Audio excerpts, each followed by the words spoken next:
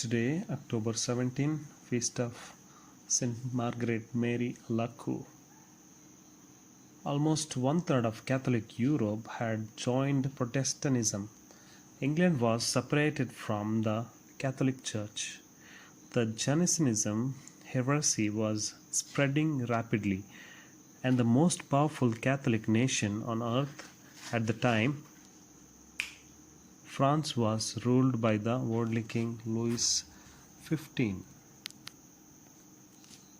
To rekindle the Catholic faith, which had grown cold in the 17th century, God chose an obscure French nun, Margaret Mary Alacoque. Margaret Mary was born at Terreau in Burgundy, France, on July 22, 1647. She lost her father at the age of 8 years, and her mother placed her with the Poor Clares. She was often sick and 4 years was bedridden. Hence, she made a vow to Our Lady to become nun one of her daughters if she cured her and was suddenly entirely well. On 25th May 1671, she entered the Order of the Visitation of Mary at Paray-le-Monial and was professed the following year.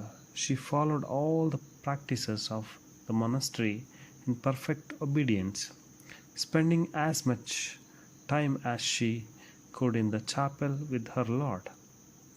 After sanctifying her by many trials, Jesus appeared to her in numerous visions, displaying to her his sacred heart, sometimes burning as a furnace, and sometimes torn and bleeding on account of the coldness and sins of men. Behold, this heart which has so loved men and been so little loved by them in return, said by Margaret Mary. In 1675, she was told by our Lord that she, with aid of the Father Claude de la Colombier of the Society of Jesus, was to be his instrument for instituting the Feast of the Sacred Heart and for spreading that devotion everywhere. Margaret Mary was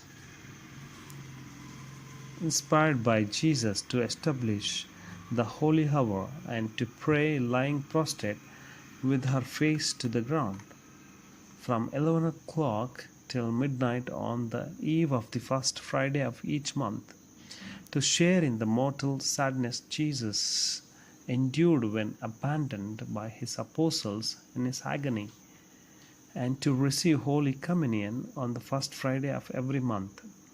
Margaret Mary died at the age of 42 on October 17, 1690.